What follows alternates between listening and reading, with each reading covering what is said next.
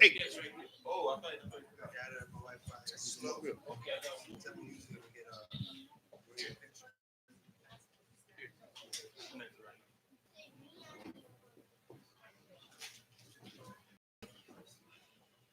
Chill out.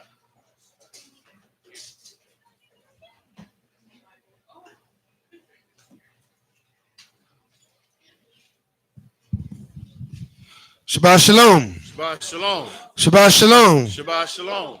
Sabbath in peace to all you Hebrews. It's truly a blessing and an honor to keep the Shabbat day with the children of Israel.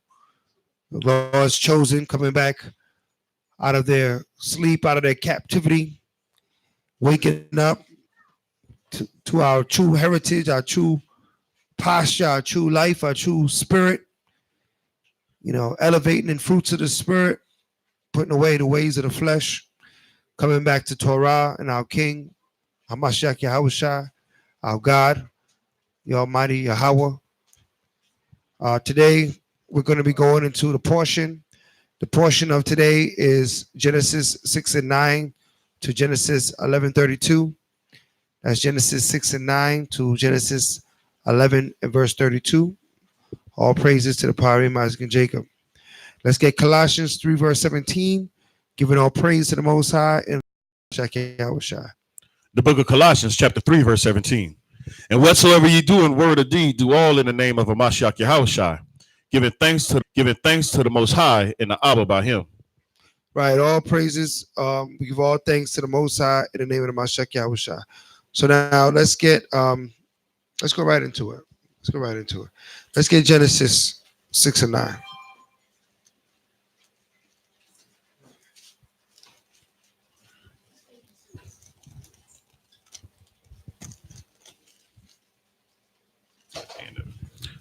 Genesis chapter 6 and verse 9. These are the generations of Noah. Noah was a just man and perfect in his generation. Right, so Noah was just and perfect. What made Noah perfect? What made Noah perfect? What did he have? What makes any of us perfect? The law, statute, commandments. So Noah had the law, statute, commandments because they have the ability to bring us to perfection. Okay, as we read the law, statute, commandments, we get wisdom. Wisdom makes us perfect. Okay, hold that and give me Psalms 19 verse 7.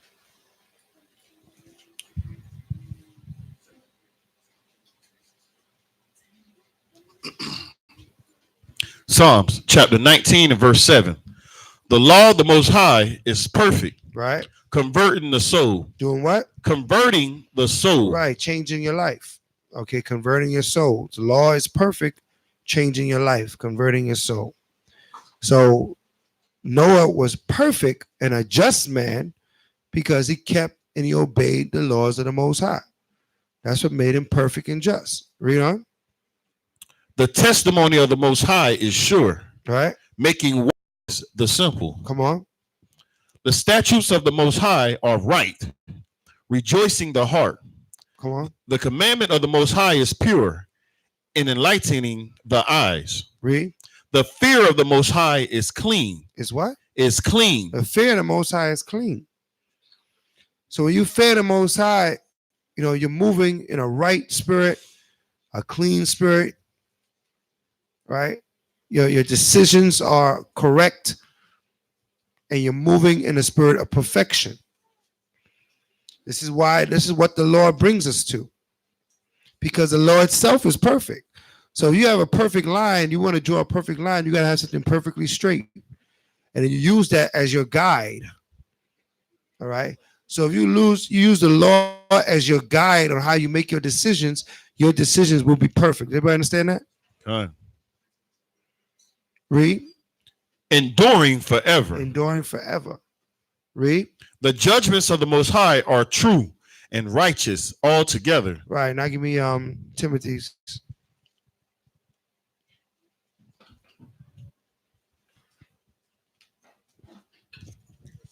Yeah, 3 verse 16. First Timothy's right. Second Timothy's 3 and 16. 2 Timothy's chapter 3 and verse 16. All scripture is given by inspiration of the Most High Uh-huh. and is profitable for doctrine and reproof, for correction, for instruction in righteousness. Right. The man of the Most High, that man of the Most High may be perfect. Maybe what? May be perfect. Right. So just like Noah was perfect, a man of the Most High will be perfect if he keeps these commandments. If he lets the commandments what guide him. Okay. Just like you use a perfect line to guide your hand when you want to make a straight line, use the commandments to guide your life when you want to be perfect. All right, read. Thoroughly furnished unto all good works. Right, thoroughly furnished unto all good works. I mean, everything you do is correct and right and good. Read on. Chapter 4. No, that's it on that. Give me Yeah, 2 Samuel 22 and 31.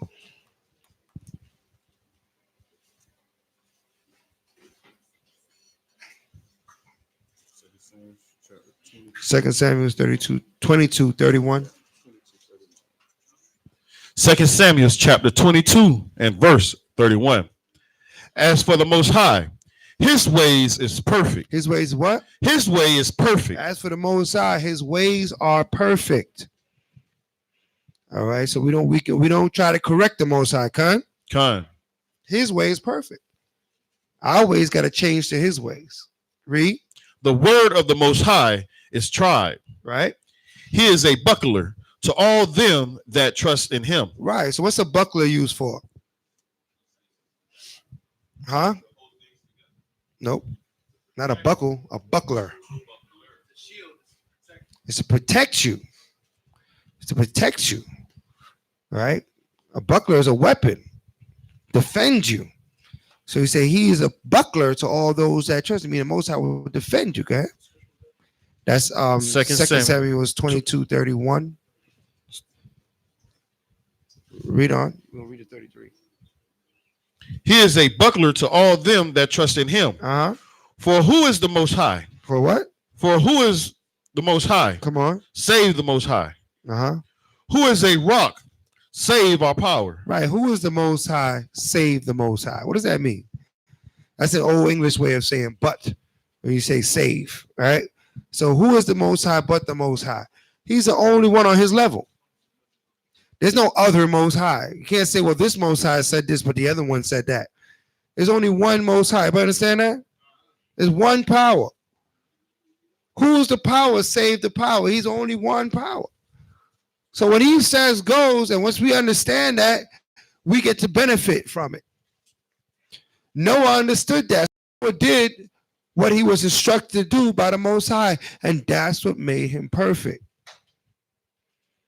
He was obedient. So any one of you can be perfect. All you have to be is obedient. Everybody understand that? Con. That's it.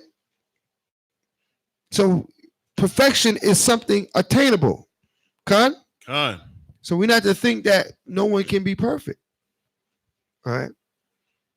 Because that's attainable, but it's shown in scripture how to obtain it. Read on. Verse 33. That joke got strong. Go ahead. The Most High is my strength and power, and he maketh my way perfect. Right? And what do he do? Read that again. Verse 33. Uh-huh. The Most High is my strength and power. Right? And he maketh my way perfect. And he made my way perfect. So not only is the Most High perfect, but he will make you perfect if you follow after his ways. He said he made my way perfect. Okay? So we trust in the Most High and move after his spirit and let him guide us, then he will make us perfect. Give me Psalms 37:37.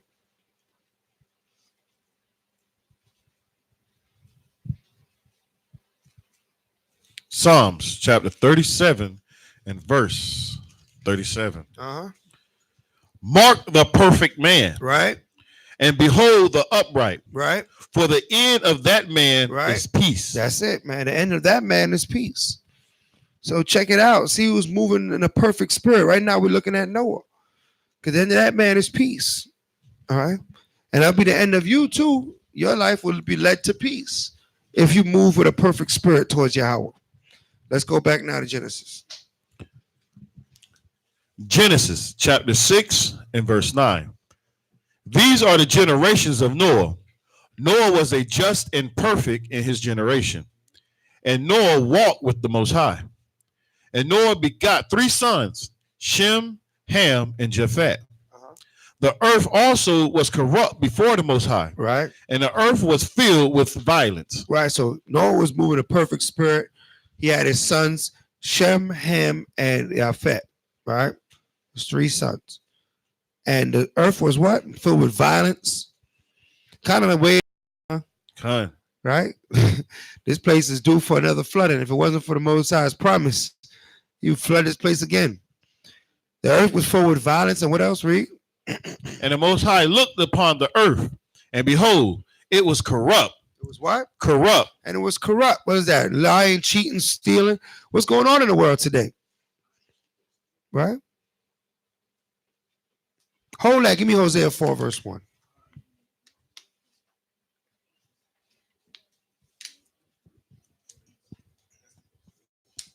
Con.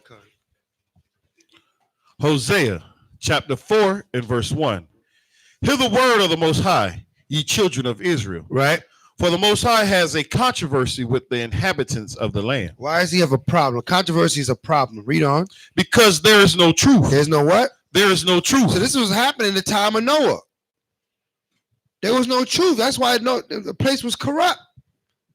Lying, cheating. Read on. Nor mercy. No mercy. Come on. Nor knowledge of the Most High in the land. Read. By swearing. By swearing. And lying. And lying. And killing. Come on. And stealing. And committing adultery. Killing, committing adultery.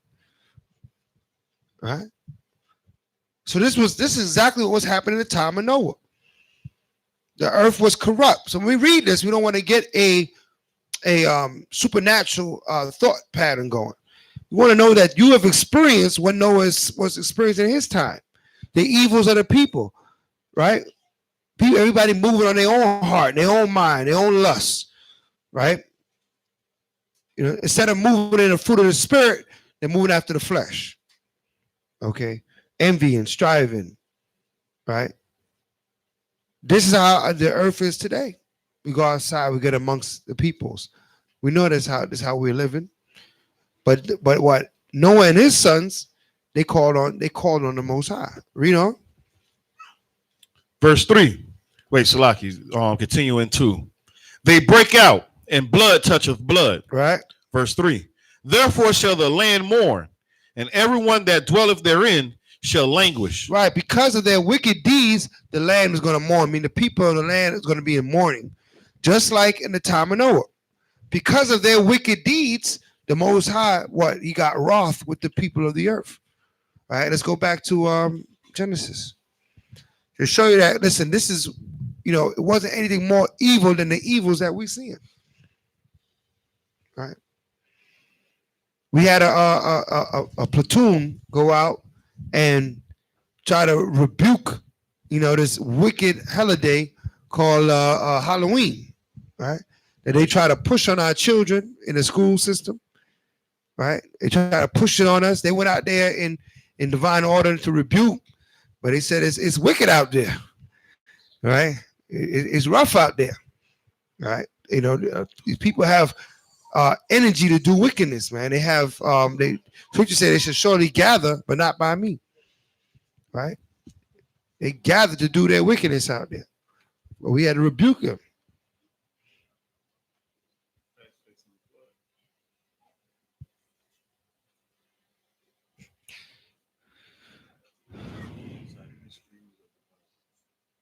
Fascinating facts related to the flood.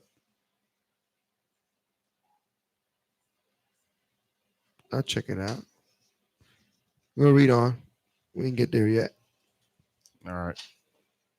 Genesis chapter 6 and verse 12.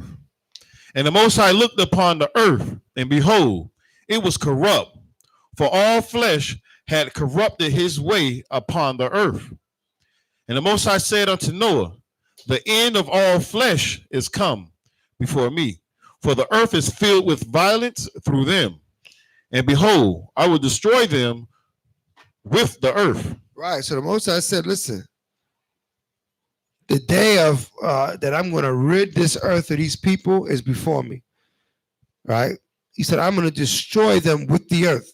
Meaning that what? I'm going to use the earth to destroy them. So what did he use to destroy the people? Water, rain, flooding. Read on. Verse 14. Make thee an ark of gopher wood. Room shalt thou make in the ark, and shall pitch it within and without with pitch. And this is the fashion which thou shalt make of it. Make it of. The length of the ark shall be 300 cubits, and the breadth of it 50 cubits, and the height of it 30 cubits. Right. So, we go over this, year after year. What do we compare the size of the ark to? A what? That's right. A football stadium, right? A football field, right? So it's about that size. So you think of how big the ark is. It's about the size of a football stadium. All right, go ahead. A cubit is, Malachi, from your elbow to your longest finger, which is about approximately 18. Right, 15 to 20 inches. Right, in between there. Because it depends how tall you are. Right? But it's about that. All right. Read. Verse 16. A window shalt thou make to the ark, and in a cubit shalt thou finish it above. And the door of the ark shalt thou set in the side thereof. With lower, second, and third stories shalt thou make it. Right. So this is 3 stories tall. Right. So the ark is 3 stories tall, about as big as a football field, with 3 stories. All right. So it's quite a large. Now nowadays, they have these cruise ships. Kind. Right. Twice that size, 3 times that size on the water. All right. This cruise ships is outrageously large. Just that are out there. Cities on the ocean. Okay. So it's not that far-fetched that this ark would be this size. Everybody understand this? Read. Verse 17. And behold, I, even I, do bring a flood of waters upon the earth to destroy all flesh, wherein is the breath of life from under the heaven, and everything that is in the earth shall die. But with thee will I establish my covenant, and thou shalt come unto the ark, thou and thy sons and thy wife and thy sons' wives with thee. Right. Verse 19. And of every living thing of all flesh, 2 of every sort shalt thou bring unto the ark. Right. So you let them know, here's the instruction. Of every living thing, bring 2 of them into the ark. So he goes around collecting all the living things and bringing 2 in the ark. Read. To keep them alive with thee. Come on. They shall be male and female. Why male and female? So they can reproduce, right? They can procreate. Read on. Of fowls after their kind, and of cattle after their kind, of every creeping thing of the earth after his kind, 2 of every sort shall come unto thee, to keep them alive. And thou shalt, and take thou unto thee of all the food that is eaten. And read that verse again, that last verse. Verse 21. And take thou unto thee of all food. Get a verse before that. Verse 20. Of fowls after their kind, right, and of cattle after their kind, of every creeping thing of the earth after his kind, 2 of every sort shall come unto thee. Stop that. 2 of every sort shall do what? Come unto thee. So now, did he go around have to hunt these things now? How did he get them in the ark? Why they came to him? Following the Most High's instructions. All right. So these are things that, he said, well, how did he get all these animals? The animals came to him. They knew that this was going to go down. The Most High put the spirit in them and said, listen, we gotta be out. Now he ain't put them on all of them, he put it on 2 of every one of them. So those 2, it might have been 50 so cows in the field. 2 cows walked away, right? And the other cows was like, yeah, where they going? They got the message, right? The same way the Most High is going to deal with us in the last days. He said 2 shall be in the mill, right? One going to stay, and the other one's going to, I'm out, right? Why is that? Because that one gets that message. You show you that this is not different than what the Most High has been doing and will be doing. Okay? Remember, the Most High don't change. Everybody understand that? He said he's the same yesterday, today, and forever. He doesn't change. So we have to learn the Most High of the past to understand fully how our future is going to be laid out. Okay? How our future is going to be laid out. It's going to give us some clues. Right? When the Most High call, you're gonna respond. You're gonna move on the Most High's call. All right, read. To keep them alive. To keep them alive. They knew that there was a life and death situation coming on. Read on. Verse 21. And take thou unto thee of all food. Of all what? Of all food. Now take thou of thee of all food. So after he took all creatures, he said, now take of all food. Are all creatures food? La. There's some creatures that's not made to be eaten. All right, read on. And thou shalt gather it unto thee, and it shall be for food for thee and for them. Come on. Thus did Noah, according to all that the Most High commanded him, so did he. Mm-hmm. Chapter 7, verse 1. And the Most High said unto Noah. So that food also encompasses what? Vegetation, fruits, right? Plants. All this had to be brought in, because how those things come into the ark? He had to bring it in. He had to plant them, had to set them up so that what? The animals would have food to eat as well as he would have food to eat, right? Let's read. Genesis chapter 7 and verse 1. And the Most High said unto Noah, come thou and all thy house unto the ark, for thee have I seen righteousness before me in this generation. Of every clean beast thou shalt take of thee by 7. Right. So now that shows that Noah had what? He had the clean and unclean laws. Where did he get it from? Who taught Noah about clean and unclean? Who taught him? Who taught Noah about clean and unclean? Who should have taught him? His what? His fathers. Right? That's what the law is made to be. According to the law, who's supposed to teach you the law? Your forefathers. Hold that. Give me Deuteronomy, the 4th chapter. 6. Yeah, 6 and 7. Sorry. I thought it says also in the 4th chapter.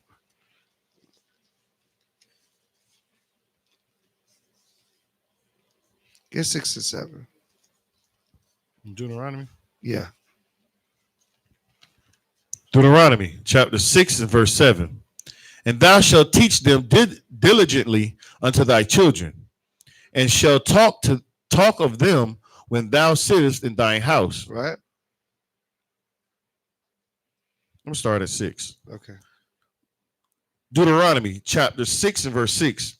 And these words which I have commanded thee this day shall be in thy heart, and thou shalt teach them diligently unto thy children, and shalt talk of them when thou sittest in thine house, and when thou walkest by thy way, and when thou liest down, and when thou risest up. Right. And thou shalt bind them for a sign upon thy hand, and they shall be as frontlets between thy eyes. Right. So we're instructed to teach it to our children. Also give me Deuteronomy 4 and 6. Deuteronomy 4 and 6. Deuteronomy chapter 4 verse 6. Mm-hmm. Keep therefore and do them. Right. For this is your wisdom and your understanding in the sight of the nations, on. Which shall hear all these statutes and say, surely this great nation is a wise and understanding people. Read on. For what nation is there so great, who had the Most High so nigh unto them, as the Most High our power is in all things that we call upon him for. Read. And what nation is there so great that has statutes and judgments so righteous as all this law which I set before you this day? Read. Only take heed to thyself and keep thy soul diligently, lest thou forget the things which thine eyes have seen. Right. So don't forget the thing. Keep thy soul diligently. Don't forget them. Read on. Unless they depart from thy heart all the days of thy life, but teach them thy sons and thy sons' sons. Right. Teach them to thy sons and thy sons' sons. So what? It's generational teaching. It's passed from generation to generation to generation. The law, statute, commandments.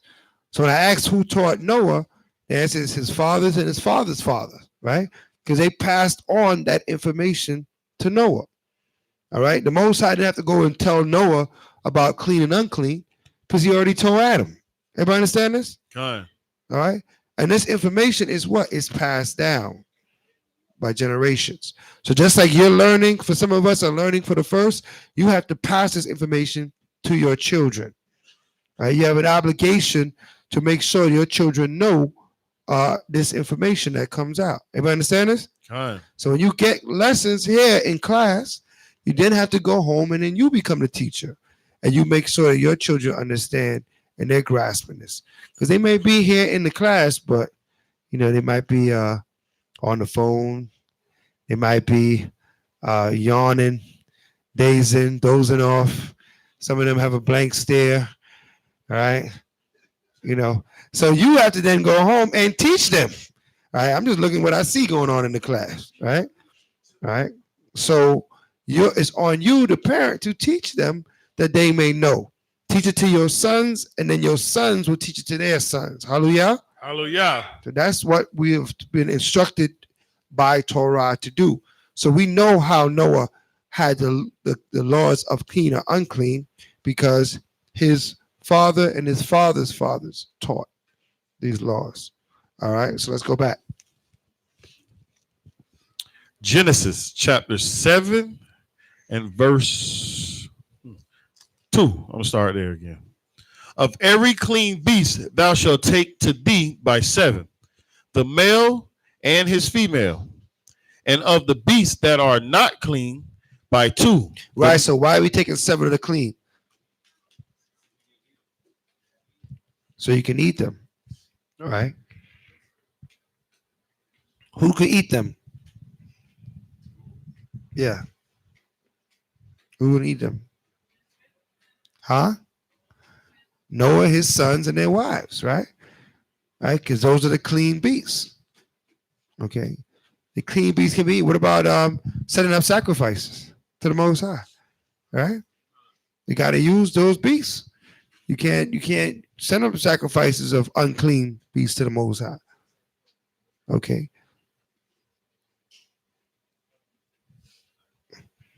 That's right. You said, do they give sacrifices on the boat? Right. There's no tabernacle yet. Remember, you were in Genesis, right? When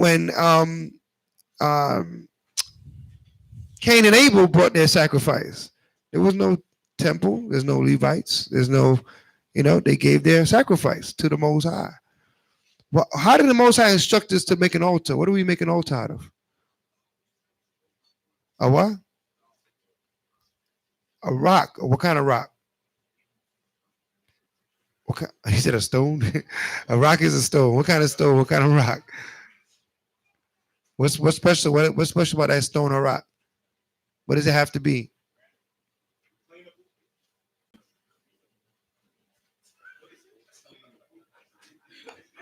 It has to be.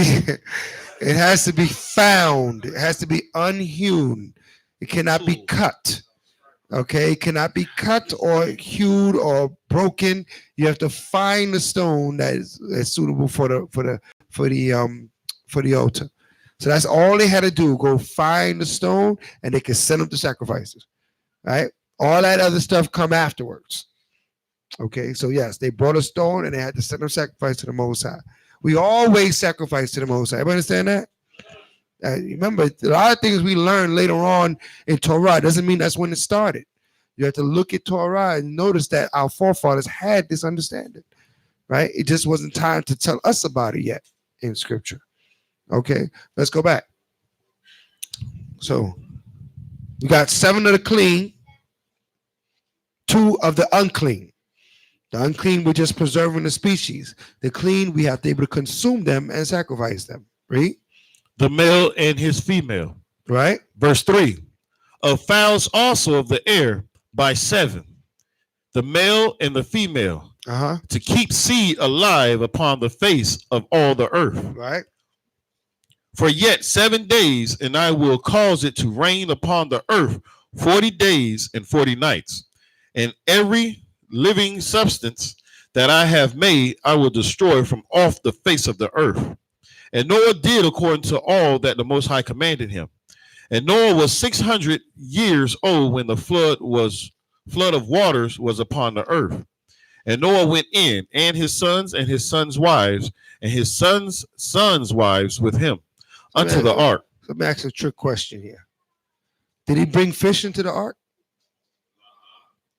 Why not? But he said he brought every living creature into the ark. That's what we read. So.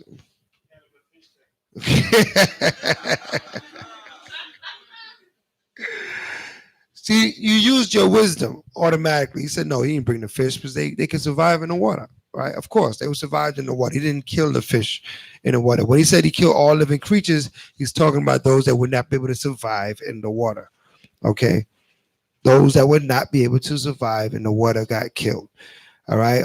So that's how we use wisdom when you read scripture, and you can use, deduction and say, okay, he named the cattle, he named the birds, right? We'll show you the kind of rain that was going to come down would have killed the birds. The birds would have no place to land, right? And he brought his 3 sons and their wives to preserve. Okay, this is what he used to preserve mankind. All right, and he used these animals, 2 of every unclean, 7 of every clean, to preserve what? All the clean animals. Okay, so now we understand. We got a full understanding of what's happening here. Okay, let's read. Into the ark because of the waters of the flood. Right, because of the waters. I mean, the waters was going to cause death. Right, but if the water wouldn't kill you, if you're a fish, you're a snapper, you would take on the waters, man. Right? It's matter of fact, you be swimming all over the place. You swimming on top of mountains. Right? You traveling. You been places where you never been before because of all this water. And on the land flood, the fish come with them. All right? Fish will be swimming right through your living room.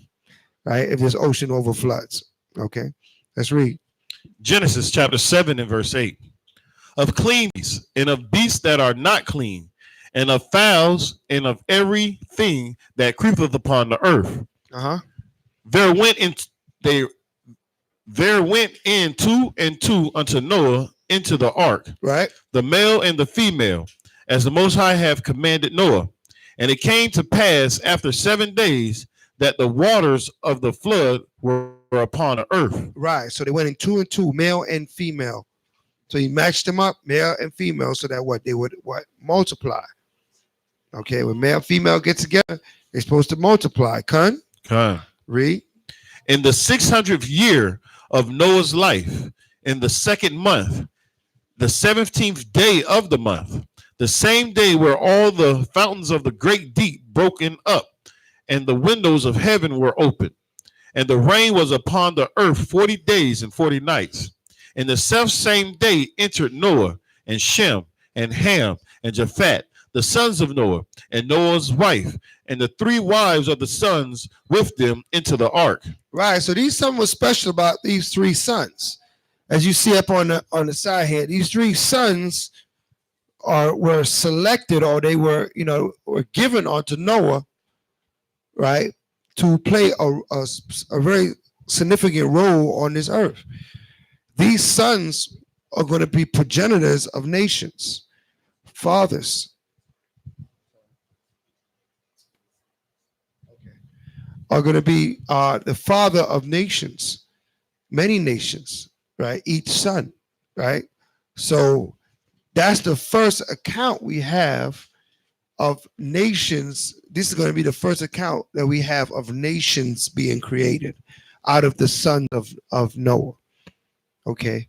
We had people created and we had different bloodlines, but now we're going to have nations being created. All right. Through these three bloodlines here. Okay. Let's read. Verse 14. They and every beast after his kind, and all the cattle after their kind, and every creeping thing that creepeth upon the earth after his kind, and every fowl after his kind, every bird of every sort. And they went in unto Noah into the ark, two and two of all flesh, wherein is the breath of life. Uh-huh. And they that went in male and female of all flesh, as the Most High have commanded him. And the Most High shut him in. And the flood was 40 days upon the earth. And the waters increased and buried up the ark, and it was lifted up above the earth. Mm-hmm. And the waters prevailed and were increased greatly upon the earth. And the ark went upon the face of the earth. And the waters prevailed exceedingly upon the earth. And all the high hills that were under the whole heaven were covered. 15 cubits upward did the waters prevail, and the mountains was covered. Right. So above the highest peak, the water was 15 cubits above that. All right. So the waters prevailed over the whole earth. Okay. So the earth was covered. You ever see in science, Esau always say, if the caps were to melt, what do they say would happen? The whole earth, right? Their scientists said, man, if these caps melt, the ground, the dry ground would not be able to withstand the waters. There'd be more water on the earth, right? And it would cover even the mountains in water. Reason why I put that out to show that Esau's science, even though he tries to disprove the Bible, he ends up proving the Bible, right? In his efforts to disprove the Bible, he proves the Bible. Because that shows you that what? The water is here that flooded the earth. The water's still here, right? The water didn't go anywhere. It didn't go out to outer space. What happened to the water? Where'd it go? It froze up in the caps, right? It joined, it pulled itself together, it froze up in the caps. So it's here. All that water that flooded the earth is still here. Everybody understand this? Lion Paw.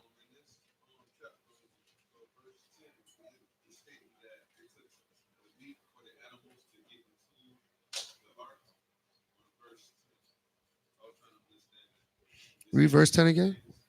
Genesis chapter 7 and verse 10. And it came to pass after 7 days that the waters of the flood were upon the earth.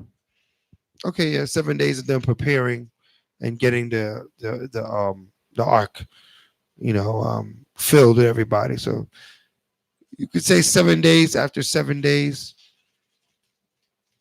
because 7 is often a number used for completion.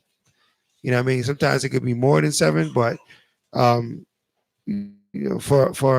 what the scriptures give us, you could say after about a week it took them to get everything inside the ark and be finished with it. All right, brother.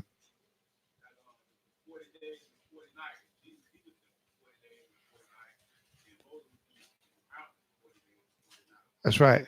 You can see there's a consistency with the Most High, because he changes not. The Most High don't change. All right. So that shows there's a consistency with him. All right. Read that again. 10 or back down where I was at? No, back where he's at. All right. Genesis chapter 7 and verse 21. And all flesh died that moved upon the earth, both of the fowl and of cattle and of beasts and of every creeping thing that creepeth upon the earth, and every man, all in whose nostrils was the breath of life, of all that was in the dry land died. And every living substance was destroyed, which was upon the face of the ground, both man and cattle and the creeping things and the fowls of the heaven, and they were destroyed from the earth.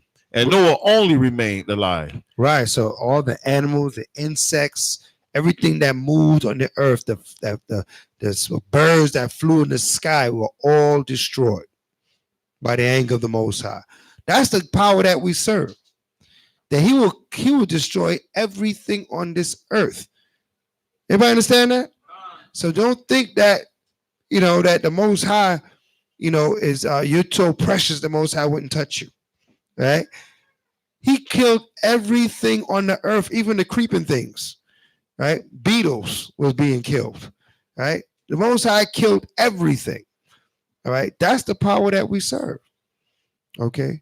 So we keep that in mind as we serve and we humble ourselves to our God. That we know that, it's only grace and mercy that keeps us alive and keeps us going. That shows the abundance of grace and mercy that he has for us as a people. Okay? Give me that. 1 Samuel 6:2.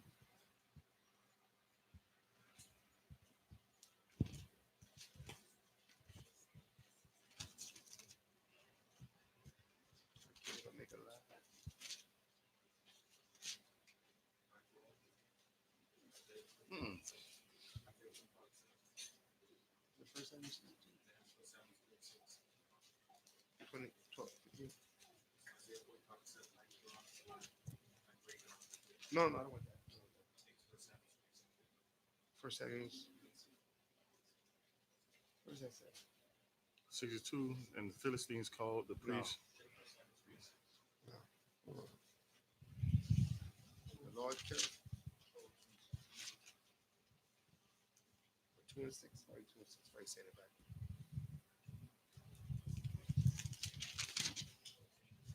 Yeah, that's it. I got highlighted. Yeah, I got highlighted. First Samuel's Right. chapter 2 and verse 6. Okay. The Most High killeth and maketh alive. Right. So the Most High, he killeth and he make alive. He's the giver of life, so he has every right to take it. Everybody understand that? He can take it. He put the breath of life into you, so he can take it away from you. And he has every right. Nobody can't say he's wrong. Why would you do that? He's the one that gave the life in the first place. So he can take it back. See that we're not allowed to take lives because we didn't give ourselves life. Right? We take someone's life, we lose our own life. Okay. But the Most High, the giver of all life, can take all life. Read that. 1 Samuel's chapter 2 and verse 6. The Most High killeth and maketh alive. He bringeth down to the grave and bringeth up. The Most High maketh poor and maketh rich. Come on. He bringeth low and lifteth up. Come on. He riseth up the poor out of the dust and lifteth up the beggar from the dunghill to set them among princes and to make them inherit the throne of glory. Mm-hmm. For the pillar of the earth are the Most High's, and he hath set the world upon them. Right. So the pillar of the earth is the Most High, and he has set the world upon them. Meaning what? He is in total control. Everybody understand that? Okay. The Most High is in total control. Right. So let's go back now to Genesis. So he's about to kill everything, even the creeping things on the earth. And he's allowed to do so. Somebody say, oh, that's a cruel God. That's not cruel. He gave that life, he's taken back. Okay. But for his position, that's not cruelty. Okay. Let's read. And Noah only remained alive, and they that were with him in the ark. Verse 24. And the waters prevailed upon the earth 150 days. Genesis chapter 8 and verse 1. Right. So 150 days, this earth was underwater. Okay. Sure, nobody survived. 150 days. Can't hold your breath that long.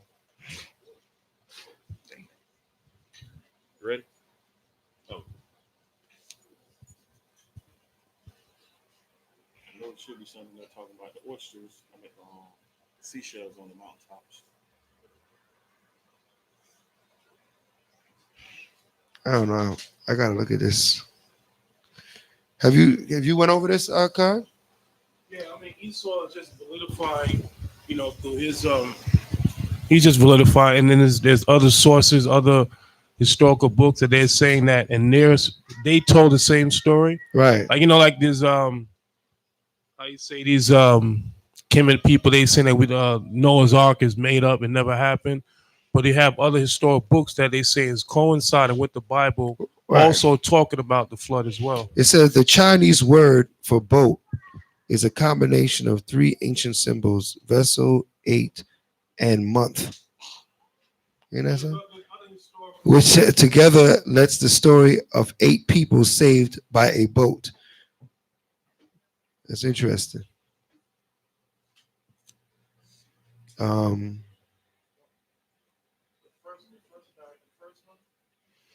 Many of the ancient flood stories include a leader with a name strangely similar to the one used in the Bible, according to account Bible's account Noah.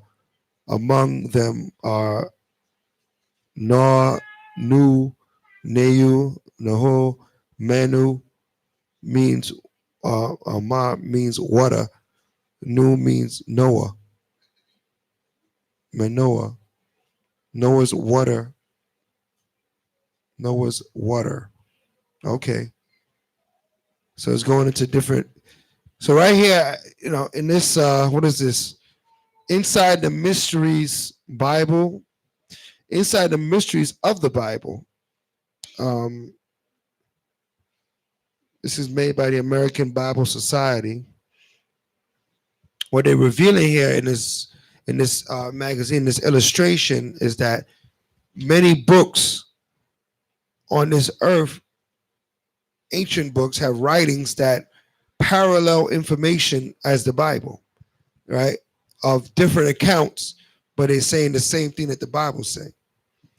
All right. So the Chinese have their symbol in their writing, in their how they, because Chinese write with pictures, right? Ancient Chinese writing is their word for boat.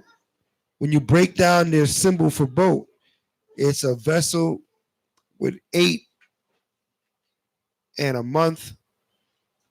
You know what I mean? So all they put that together, and that's how they get the word boat. So it's referring to, the 8 persons on the boat that the whole earth was repopulated from. Whales' skeletons have been found at 440 feet above sea level, north of Lake Ontario, 500 feet above sea level in Vermont, and 600 feet above sea level in Montreal, Quebec areas. So they found the remains of whales in the mountain. Well, how would a whale get in the mountain? Now, when that water receded, it got stuck. Right? It didn't make its way back down. In 2003, Ohio State University scientists drilled ice core in the Peruvian Andes that indicates a global climate change may have occurred approximately 5,000 years ago. All right. So as for people that believe in the earth being 1,000,000 years old, that's nonsense. Right? That's just foolery. What else we have here?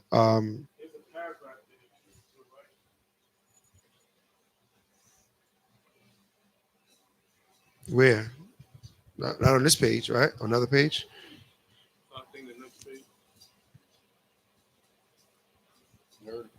Yeah, I'll look at it in a minute. Geologists,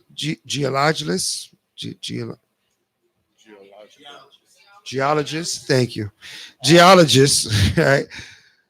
Studying the deadly eruption of Mount St. Helens in Washington State on May 18th, 1980, were amazed at how quickly powerful lava flows carved through a solid rock and laid down hundreds of feet in new rock. In a matter of hours, rather than millions of years. The massive eruption created a canyon, some for 1 in 40 the scale of Grand Canyon in Arizona. So they're saying that Esau be trying to say he used sediment rock to tell you how old something is. He says they say here that the lava that comes out of a volcano lays down rock in a matter of hours that can seem like it was thousands of years of rock, right? So they use those rocks to say this is how old something is. But he said a volcano will lay that down in a couple of hours, right? So to show you another way to shoot holes in science or falsely named, so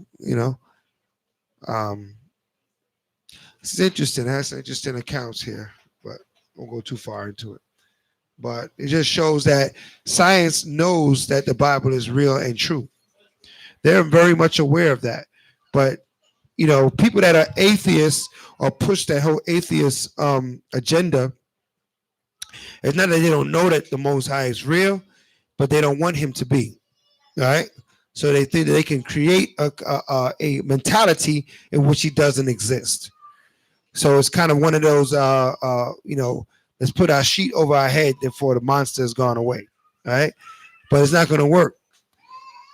They know he exists, and they know they're going to have to reckon with him one day. Okay. So let's go back to the Bible. Genesis chapter 8 and verse 1.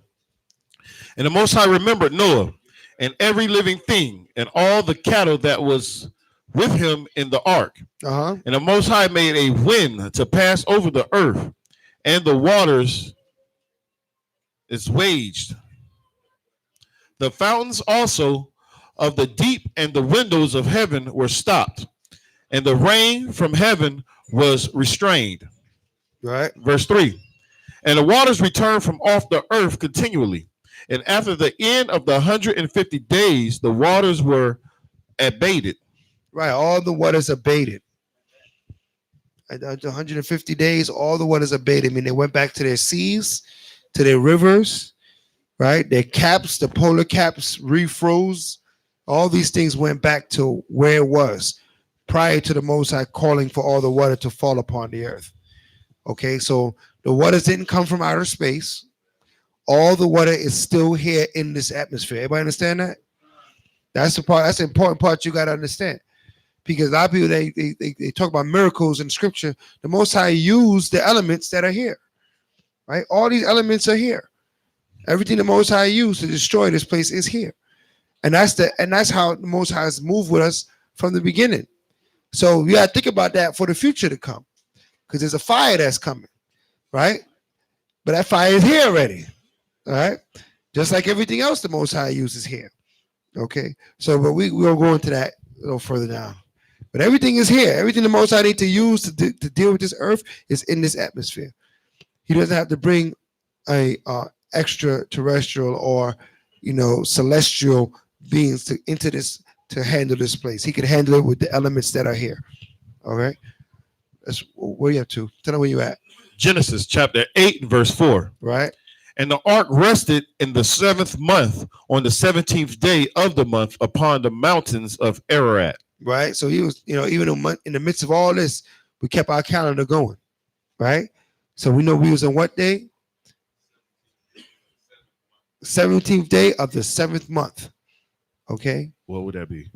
It was during the tabs. I know you know. Oh, Slakia. My bad. You gotta project your question out that way, so I know it wasn't coming. You looked at me when you said the question, all right? So you kind of had me threw me off with that one. All right. Verse 5. Mm-hmm. And the waters decreased continually until the 10th month. In the 10th month of the first day of the month were the tops of the mountains seen. Mm-hmm. And it came to pass at the end of the 40th days that Noah opened the window of the ark which he had made. And he sent forth a raven, which went forth to and fro until the waters were dried up from off the earth. Also he sent forth a dove from him to see if the waters were abated from off the face of the ground. But the dove found no rest for the sole of her feet. And she returned unto him into the ark, for the waters were on the face of the whole earth. When he put forth his hand and took her and pulled her in unto him into the ark. Right. And he stayed yet other 7 days. And again he sent forth the dove out of the ark. Verse 11. And the dove came in unto him in the evening, and lo, in her mouth was a olive leaf picked off. So Noah knew that the waters were abated from off the earth. Right. So that was an indication that what now the trees had time to be revealed, and the trees had time to bud and grow, and he was able to pull an olive branch, the birds. Right? Let's Noah know, okay, it's time now that we can come out of the ark. Read. And he stayed yet other 7 days and sent forth the dove, which returned not again unto him anymore. Right. And it came to pass in the 600th and first year, in the first month, the first day of the month, the waters were dried up from off the earth. And Noah removed the covering of the ark and looked, and behold, the face of the ground was dry. And in the second month, on the 7th and 20th day of the month, was the earth dried. Right. And the Most High spake unto Noah, saying, Go forth of the ark, thou and thy wife, and thy sons wives with thee. Bring forth thee every living thing that is with thee, of all flesh, both of fowl and of cattle, and of every creeping thing that creepeth upon the earth, that they may breed abundantly in the earth, and be fruitful and multiply upon the earth. And Noah went forth, and his sons and his wife and his sons' wives with him. Verse 19. Every beast, every creeping thing, and every fowl that soever creepeth upon the earth after their kinds went forth out of the ark. And Noah built an altar unto the Most High, and took of every clean beast and of every clean fowl, and offered burnt offerings on the altar. Right. Did what? And offered burnt offerings on the altar. Right. So they took those clean beasts and what? And began to what? Send back up the offerings. They sent back up their sacrifices. So we always sacrificed. We always knew what the clean beasts were. We always knew what we had to give to the Most High and what we had to put upon the altar. All right, Shayla.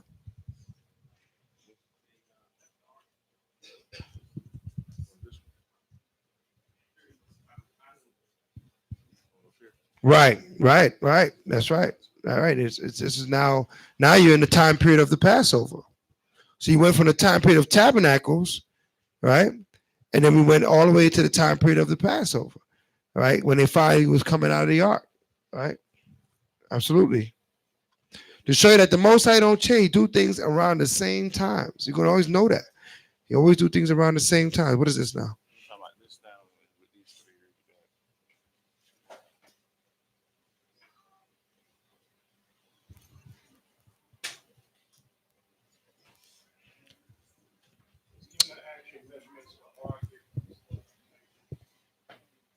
The actual measurements of it? Oh, on the top, I was saying Noah's Ark, a vast vessel, floating answer.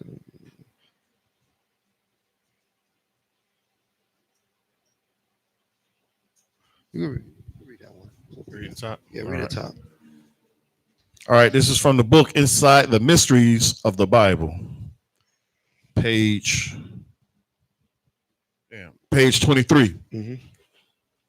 Noah's Ark, the vast vessel that floated on the center of a story shared by Jews, Christians, and Muslims, is one of the most familiar images in the world. Despite the many different ways artists have portrayed it in children's stories, it's often a round-bellied boat bobbing on the sea with knobby-headed giraffes and plush lions purring from its windows. Right. I'm sorry. All framed by a cherry rainbow. But is the ark a myth, or did it really exist? And if so, what did it really look like? And where did it go? And the story that Noah saved the animals so the world could be recreated. It is possible or preposterous. Read down towards the bottom. Dimensions, art chasers, room and board. Huh? All right. Room and board. All right. The dimensions. The mysteries of Noah's Ark begins with the specifications precisely listed in the Bible. It was 300 cubits long, 50 cubits wide, 30 cubits high. That was a seaworthy 450 foot by 75 feet by 45 feet for 1 cubic measure around 18 inches. The vessel was made of gopher wood, possibly cypress or cedar. A row of small windows crowned with 3 decks. There was one big door and no emergency exits. The ark expected shape is unknown. Of course, most scholars say it likely resembles a large barrage into this ancient cargo ship. Noah and his family led mammals, birds, reptiles, and invertebrates in 2 and 7 for a long, fantastic voyage. After 5 months, the Bible says the ark landed somewhere in Ararat Mountains. The Ararat Mountains, right? Room and board. Oh, Ararat. All right. Mount Ararat. Where's that at? A volcano and one of the tallest mountains in the Middle East. Modern day Mount Ararat is eastern Turkey. It is the most popular site for modern art hunters. It's so mammoth. It has a permanent ice cap, which could conceal an ancient artifact like the Ark. On the other hand, some scholars believe the Bible may have been referring not to Mount Ararat, but rather to Marutu, an ancient kingdom in the mountains regions.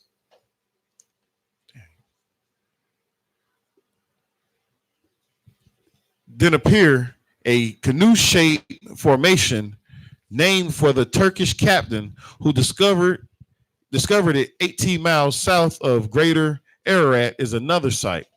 Another school of thought focuses on Al-Jadai, also known as Mount Kudai, a peak in southern Turkey. Yeah, I've heard of that one, Al-Jabbar. And Right. I've Heard of that one before.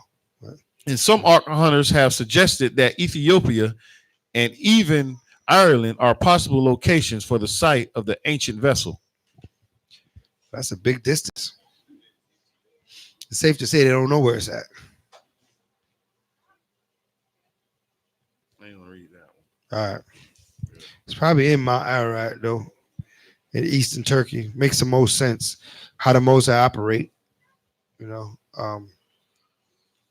bringing us back close to our land of, the garden where the Eden was. Come. Right. So let's go back. Genesis chapter 8 and verse 21. And the Most High smelled a sweet savior, and the Most High said in his heart, I will not again curse the ground anymore for man's sake. For the imagination of man's heart is evil from his youth. Neither will I again smite any more living thing living as I have done. While the earth remaineth, seed time and harvest, and cold and heat, and summer and winter, and day and night shall not cease. Right. So the Most High is saying, listen, I'm not going to cause, a event like this ever again on the earth. You know what I mean? This was the one time occurrence. He said, as the seed remain on the earth, it's still going to be the 4 seasons.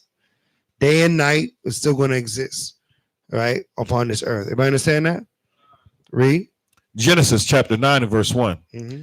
And the Most High blessed Noah and his sons and said unto them, be fruitful and multiply and replenish the earth. Uh-huh.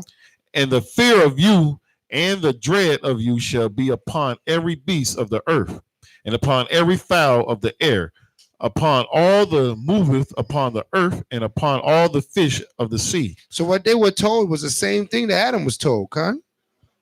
Right? In the time of our creation of man and woman, it said, be fruitful and multiply and what? Replenish the earth. Same thing is being said once again. Right? Read on. Into your hands are they delivered.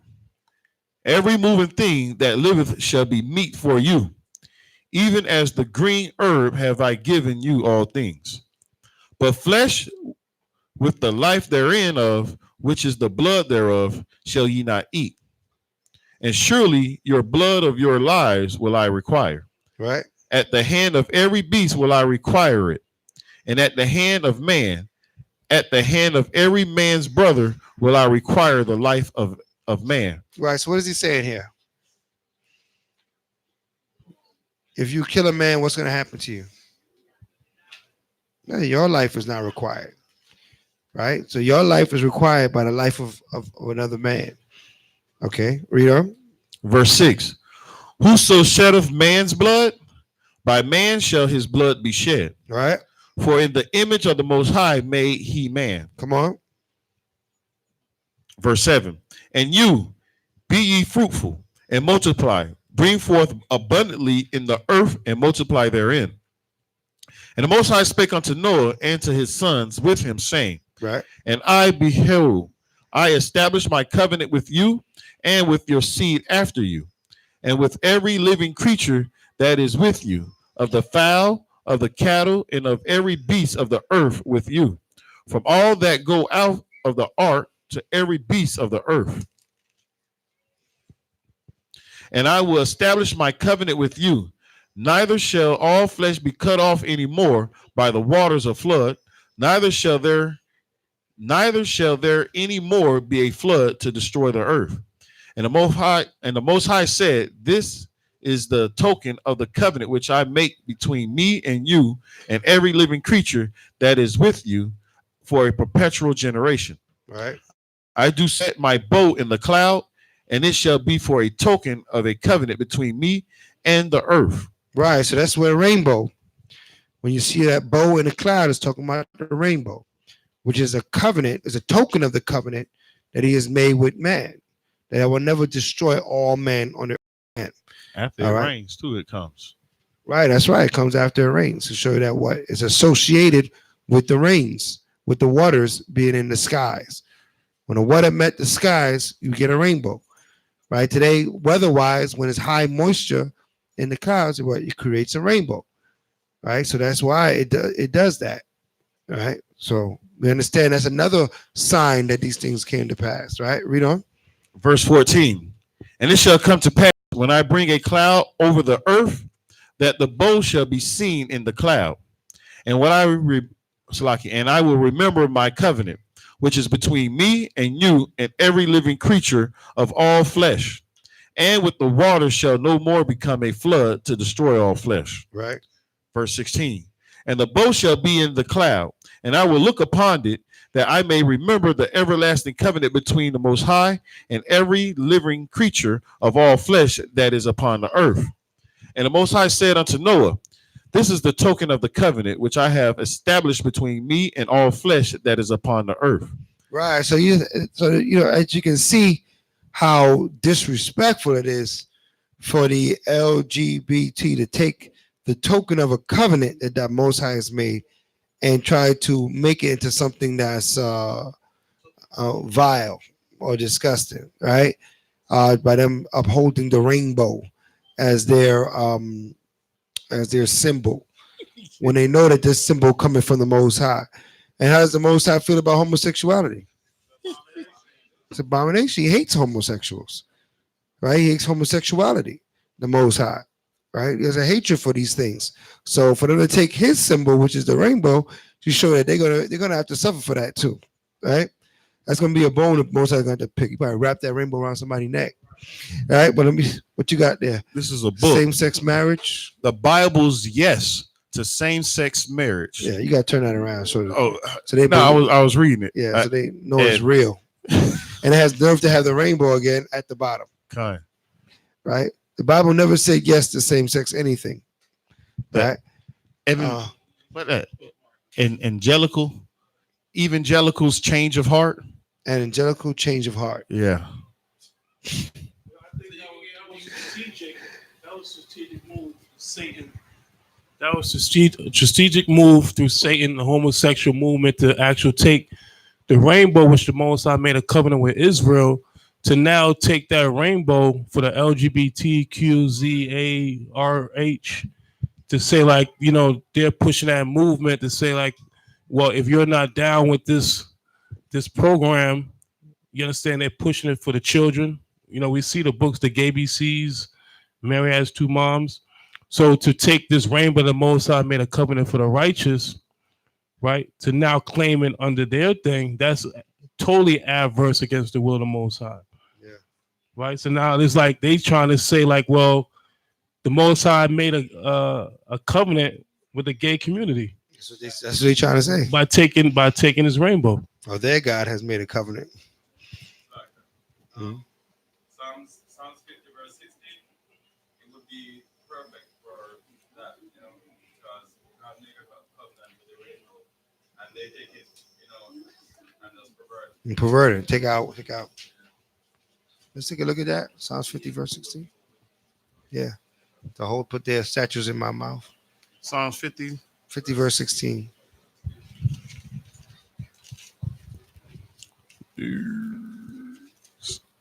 Psalms chapter 50 and verse 16. But unto the wicked the Most High saith, what hast thou to do to declare my statutes? Right. Or what dost thou should take my covenant in thy mouth? Right. So they took the Most High's covenant. That's a good verse. In their mouth. They took the wicked took the rainbow into their own mouth and say that's our symbol. When all the time it was a Most High symbol and his promise to not flood the earth or destroy all mankind, all creatures ever again. So they have taken his covenant into their mouths. And the scriptures question them on that. Why? Who are you to do this? Read on. Oh, it's like I didn't turn the page. All right, you could drop that. Let's go back to Genesis. Let's finish this. All right, Genesis. Oh,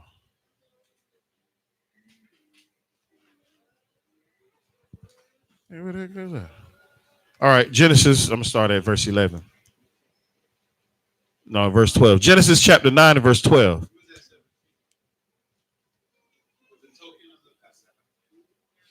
Oh, okay, Yeah, kind. 17. Genesis chapter 9 and verse 17.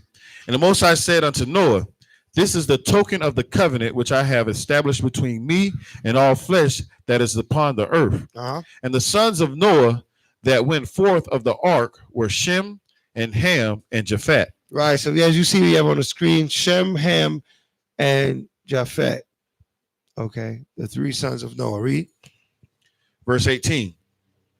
Well, it's lucky. Yeah, verse 18. And Ham is the father of Canaan. And Ham is what? The father of Canaan. And Ham in the middle here is the father of Canaan. All right. So who are the Canaanites?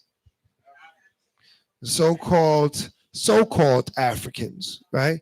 Because we can't give them the whole continent of Africa when there was other people on that continent.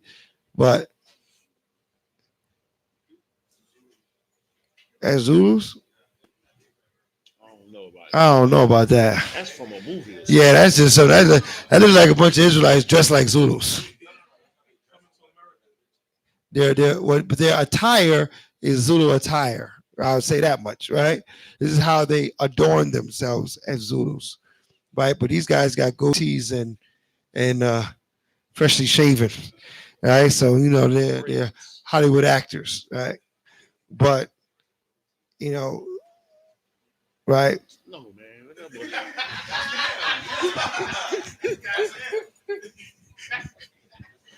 You had to slide that over there real quick.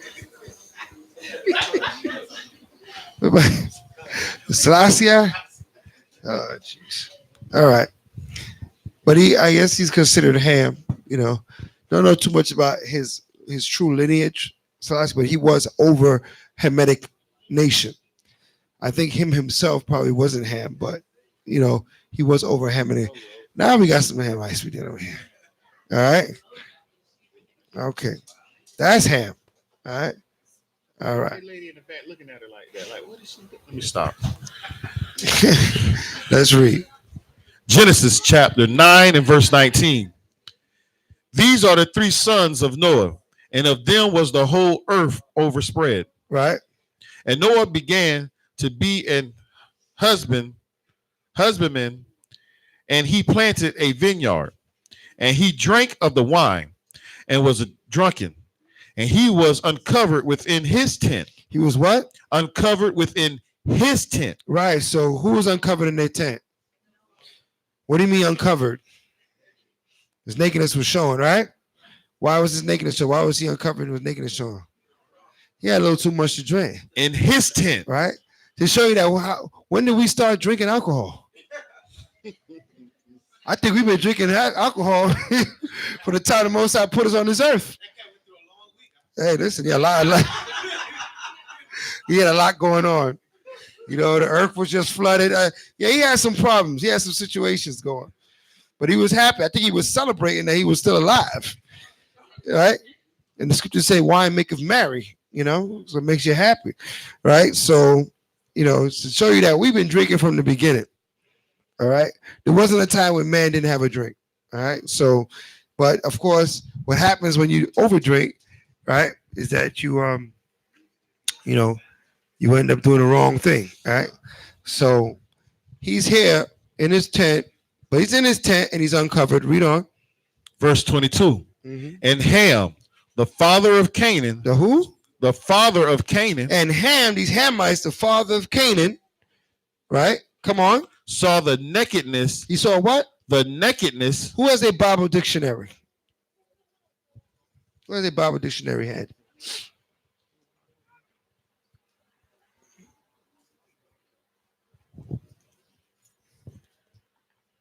Let's get Ham.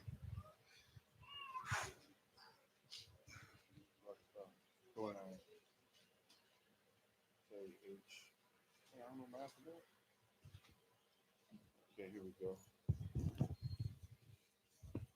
From the New Compact Bible Dictionary, Ham, page 213.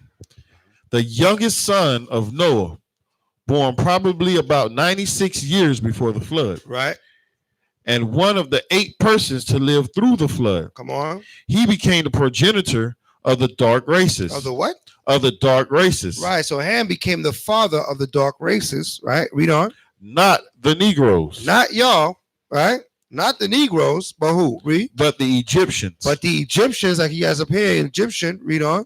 Ethiopians. Ethiopians, like he had an Ethiopian up there. Libyans. And Canaanites. So that's who he's the father of. All right. These different Hamitic people that dwell upon the land of that's called Africa. Okay. On a continent called Africa. All right. Let's read. Genesis You chapter. got no more Hamites for me? Huh? That's it. Kind of just got stuck on this Hamite here.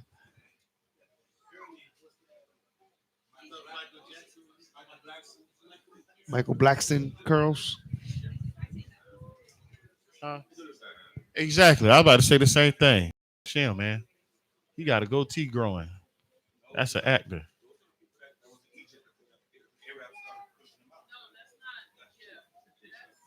I don't know. That's King. That's right. What else you got? I don't know, man.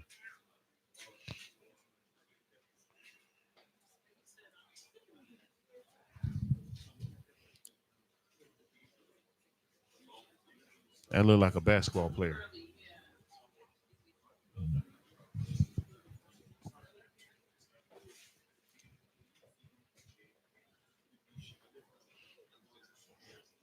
North Africans look like this. He looked like Levi up there, man.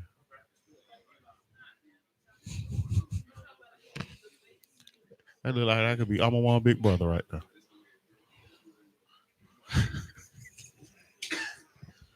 You good? Keep going. Yeah, we good because he's Keep going. yeah. Genesis chapter 9 and verse 22. I'm gonna start there again. And Ham, the father of Canaan, saw the nakedness of his father, and he told his two brethren about it, brethren without. And Shem and Japhet took a garment and laid it upon both their shoulders. And did what? And laid it upon both their shoulders. So Shem, when he came and told Shem and Japhet about their father Noah, and he's in a tent and his nakedness is showing, they didn't, they immediately grabbed something to do what? To cover him up. They knew, according to the law, that they're not supposed to see their father's nakedness. So that means they had the laws of nakedness. So we was never running around without clothes on. Like they try to say we was out in the jungle with loincloths on, and women breasts is out, and man, we never lived that way. The other nations lived that way. They knew what clothes were when they took them off. All right. They chose to walk around. I didn't know what a shirt was. They chose in their custom to walk around naked. Anybody understand this? Because they put it to us as if people didn't understand to cover their bodies or whatever. They understood fully. They took the covering off of themselves. Okay. When they was with Noah, when Ham, Shem, and Japheth was with Noah, they was covered up. When Ham decided to go on their own and do their own thing, they took their clothes off. Okay. And they decided to live the way they lived. Not that they didn't understand what a shirt was, right? But they lived that way on their own choice. General butt naked. Right? General butt naked, right? Right? So we understand this now looking at history. It's not that it wasn't sophisticated enough to put a shirt on. They chose not to wear one. All right, let's read. And laid it upon and laid it upon both their shoulders, and went backwards. And did what? And went backwards. And they had to walk backwards. Why? So they wouldn't see him. Read on. And covered the nakedness of their father. And covered the nakedness of their father. They went through great measures that they saw not their father's nakedness. Read on. And their faces were backwards. And their faces was backwards. Read. And they saw not their father's nakedness. Read on. And Noah awoke from his wine, and knew what his younger son had done unto him. And did what? And knew what his younger son had done unto him. So now his youngest son, he didn't just peek in the tent, saw his father nakedness and walk away, right? He woke up and said that my son was here looking at my nakedness. The spirit came upon him and said, what? Knows that his son was what? He was gazing on his nakedness. He didn't just, say, oh, his father's naked. Let me go get the guys to cover him up. Because then he would have no sin, right? Right or wrong? Everybody understand that? He would have no sin if he just noticed his father was naked and sent for his brothers to cover him up. He obviously was in there gazing on his father's nakedness. Everybody understand that? So when his father rose, he said, man, he knew that his son did some wickedness, right? He didn't cover me up. He sat there and had my nakedness out here. Probably was gazing, Lord knows what he was doing, right? That homo spirit is a rough spirit, right? It's vile, right? Read. Verse 25. And he said, cursed be Canaan. Cursed be what? Canaan. Cursed be Canaan, man. Read on. A servant of servants shall he be unto his brethren. Right. So what? He going to be a servant of servants. Right? He getting it on this side and he going to get it again on the other side. Right? We suffering on this side, but we ain't going to suffer on the other side. Everybody understand that? Sam going to suffer on this side and the other side. Right? Because a servant of servants he's going to be for his wickedness. He's always going to be, in the dust. Always going to be in servitude. Okay, read. Verse 26. And he said, blessed be the most high power of Shem, and Canaan shall be his servant. And who? And Canaan shall be his servant. Right, so Canaan was going to be our servants. Read on. And the Most High shall enlarge Japhet. Right, he shall do what? Enlarge Japhet. And the Most High shall enlarge Japhet. Right, one of the the land that they was given spanned over all of Europe, right, was given to Japhet. Okay, he was enlarged, right? when Japhet was in Greece. That's an interesting silhouette here. What's going on here? All right. Yeah, you got another picture? Well, we mean that they're going to have much wealth, Japhet, and much land, Japhet, right? A lot of wealth, a lot of land. All right, read. Verse 27. And the Most High shall enlarge their fat, and he shall dwell in the tents of Shem. Right, and he shall dwell in where? The tents of Shem. And he shall dwell in the tents of Shem. So let's give you some sort of some future prophetic understanding of Japhet, right? Shayla.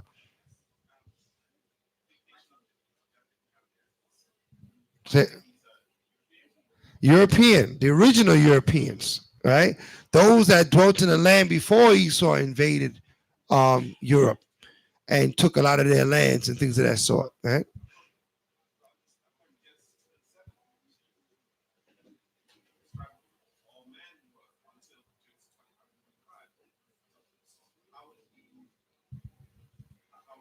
I'm sorry, all men was what? I don't understand the question.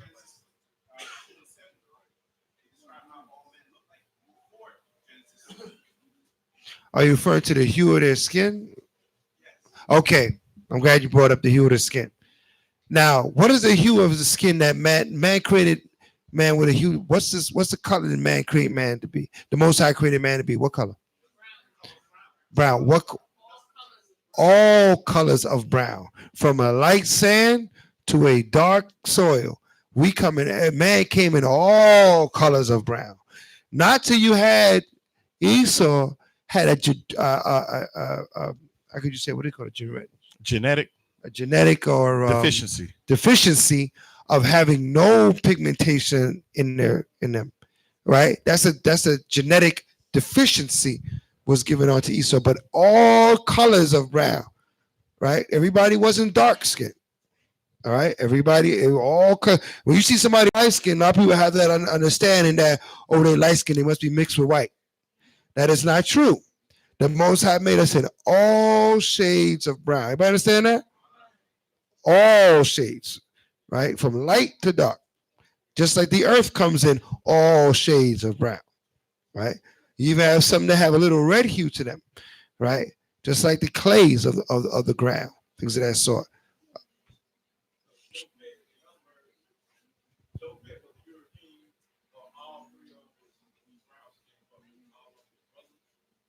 Right, all of them was brown skin, different shades of brown. No, Esau's not there yet. He's not here yet. He's not created yet. The white man, there's no white man on the earth yet.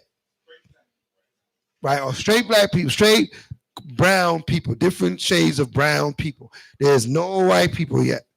Okay, so we have from light brown to dark brown on the earth.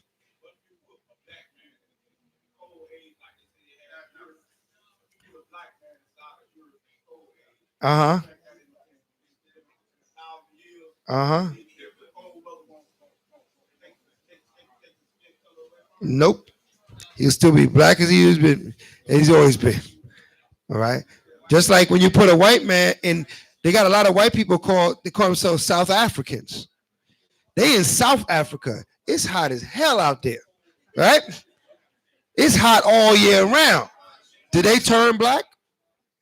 Did they grow kinky hair and wide noses? I didn't see it happen, right? So remember, when we talk about, hold on, Salakia. Hey, Shemai for a moment, all right? There's bigger difference between white and black people than the color of their skin, all right? It's bigger than that. That is one little attribute of the difference, right? You might see the texture of their hair, their bone structure is different. They're made differently, right? The Most High, when he brought forth Esau, he's a different creature, right? He is human, yes, like the rest of us, but he is different. His bone structure is different. His family lines, bone structures, the dukes we read about, we're going to get there. And we go into the list of the dukes. They had different structures to them, okay? different than everybody else on the earth. Go ahead.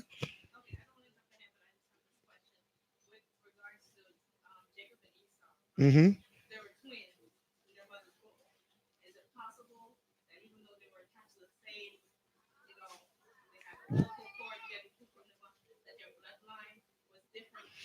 It's not just possible, it is correct that they were totally different. They had no some. Remember, the angel came to her and told her what was in her womb. Two nations and two what? Two manner of people. You can never forget that. So that kills all those people that come with that genetic logic. They skip past that part of the scripture. That scripture right there kills all genetic ties. There are no genetic ties between these two babies. No genetic ties. Right? The Most High is bringing that out and letting us know that there will be no genetic ties between these babies. So that thought pattern is out the door. Right? Precept.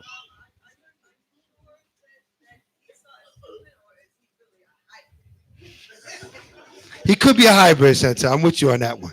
Right? she don't like no Edomites, man. Right? Right? So here in this depiction I'm seeing, if you can make it, let's go a little larger on me. You could magnify it.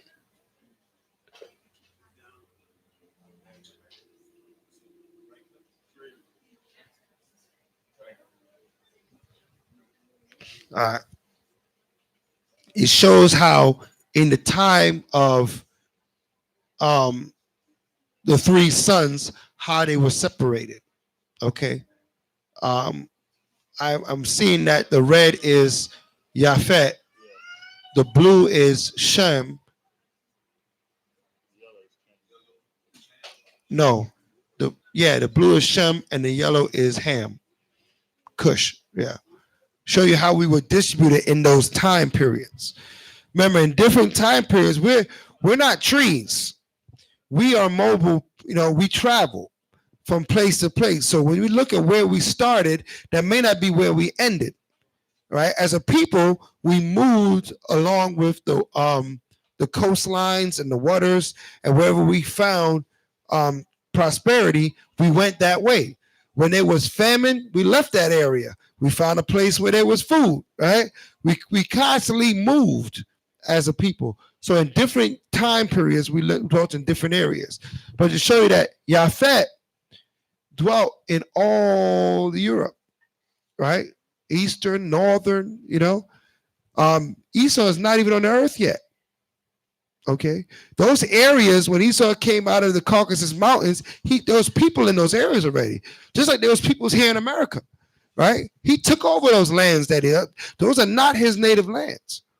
Okay, his native land is, you got to look towards, when he was set up with his dukes and stuff, is South Georgia, Russia, Caucasus Mountains. That's where he's coming from.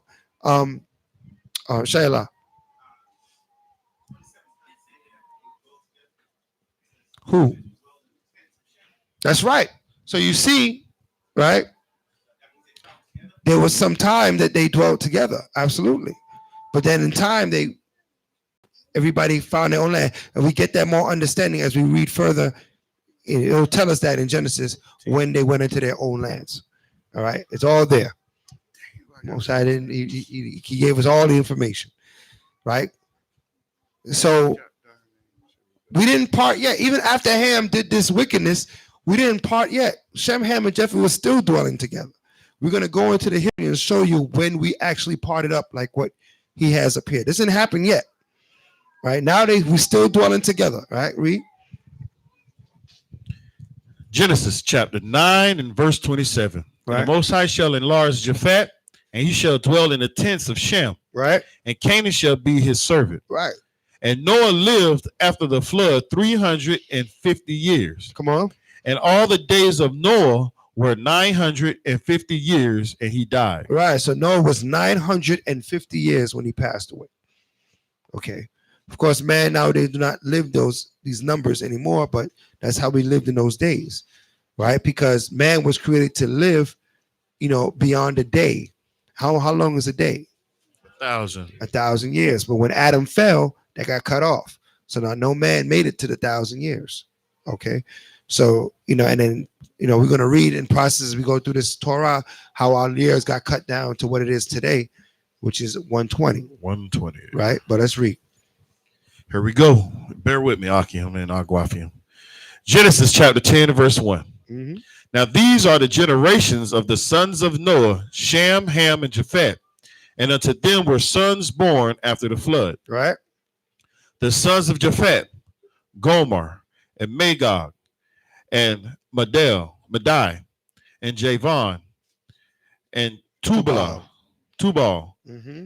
and And Meshech, right, and Tyros. and Taras. So I also want to also show you also with these three sons, Shem, Ham, and Japheth, they were created to what? Go out and replenish the earth. Right. So they all three of these sons don't have genetic ties as well. Right. They're not their lineage, their children will not be family. Everybody understand that? The children that come out of Shem are not family to the children that come out of Yafet or the children that come out of Ham. Right? These three sons, children, their bloodlines are going to be separated and be separate nations. Multiple nations per son. Okay? Multiple nations going to come out of each son. All right, let's read. Verse 3. And the sons of Gomer, Ashkenaz, and Riphath, and Togarmah, and the sons of Javan, Eliashah, and Tarash, and Kittim, Tarshish, Kittim, and Dedanim. Dedanim. Right. By these were the isles of the Gentiles divided in their lands. Right. Every one after his tongue, after their families, in their nations. Right. So what happened? The isles were divided, everybody in his tongue, after their nation. So what did the Most High do? He started to divide the three sons as they started to have lineage, as they started to build families and have descendants.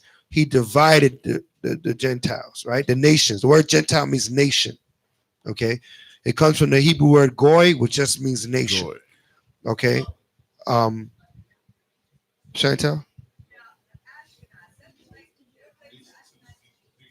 No, we're not there yet. We're too early before we start tying to. We got too much years to go before we get to that. All right. All right. After their language. So he started. Eventually, he's going to give them different languages, right? They're going to be divided with their languages as well, right? Right now, he's setting up to make all these divisions. Divisions haven't happened yet. He's kind of giving us a little prequel of what's going to happen because he's going to divide the languages also, okay? Shayla, you had a question?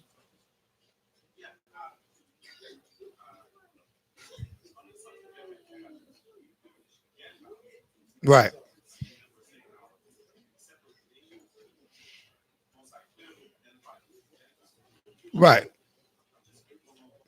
Right. Because they're Gentiles.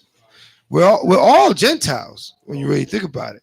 Because the word Gentile means nation, right? It's from when you look at the word in Hebrew, is goy or the goyim, nations, goyim or goy, which is nation, right?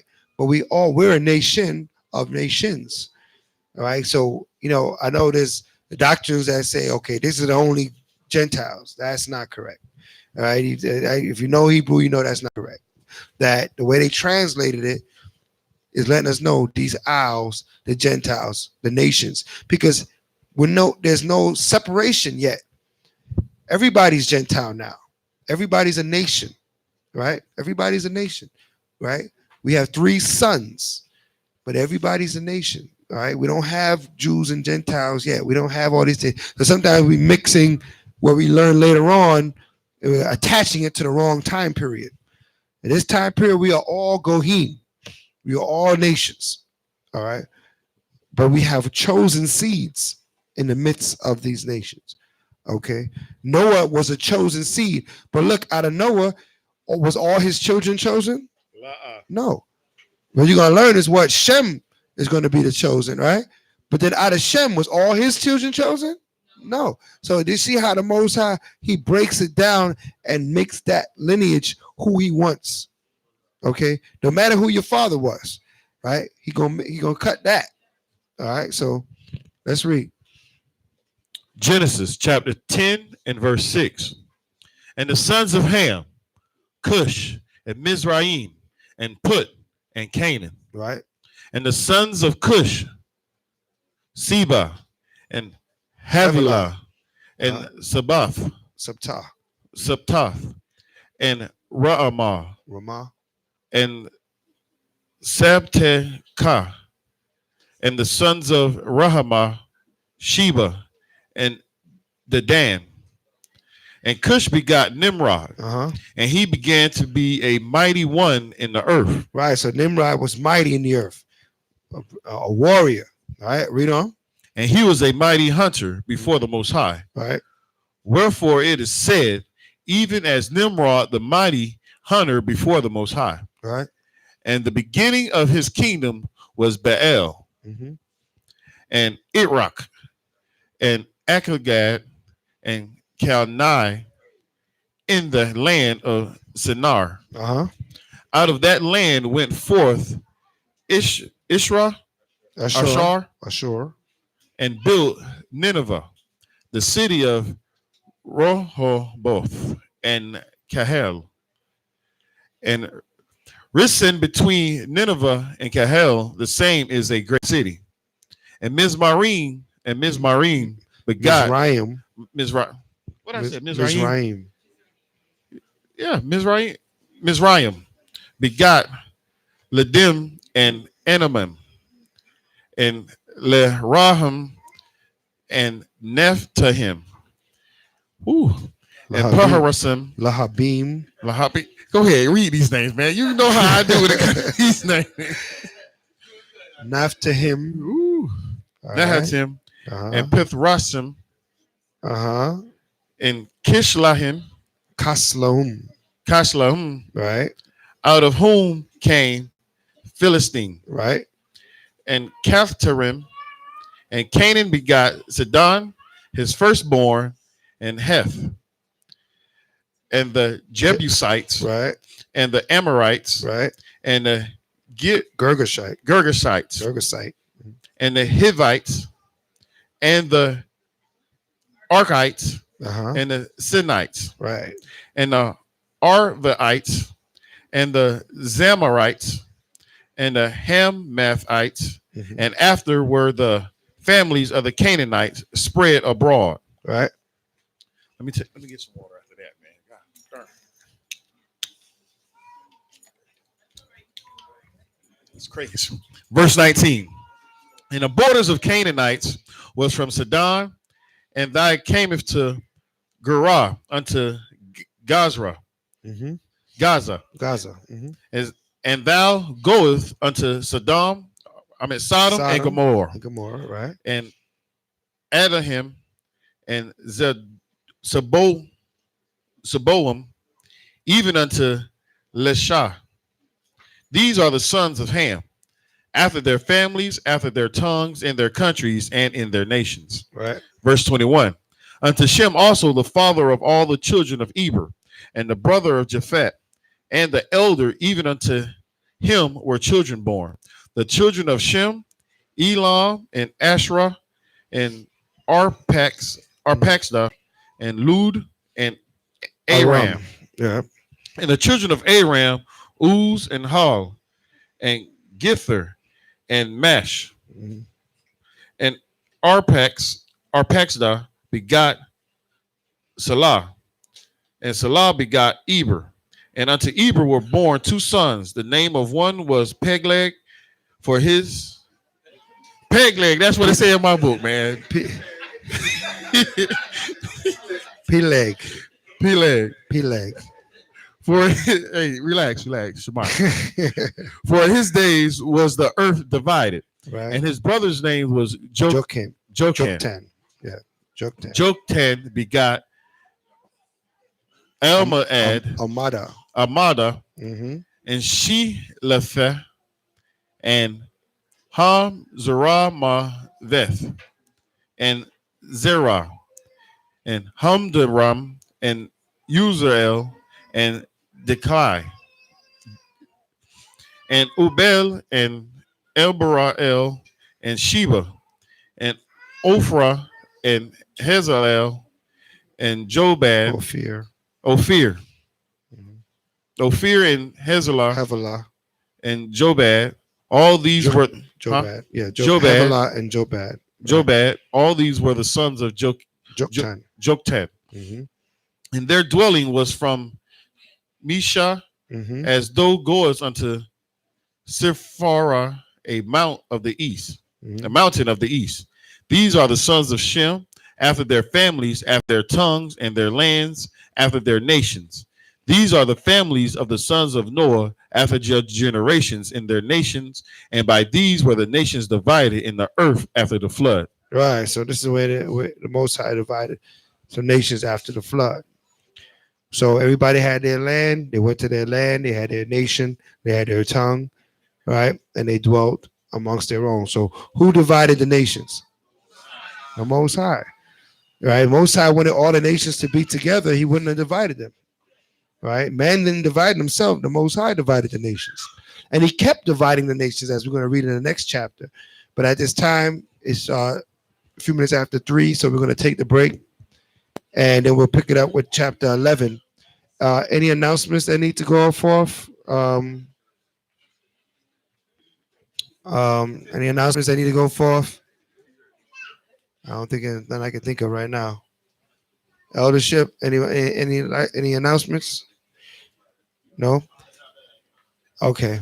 All right. So you can have your break and we'll reconvene at 4 o'clock sharp. All right. 4 o'clock sharp. You got to be in the seat. All right. Because we're going to start. Hallelujah.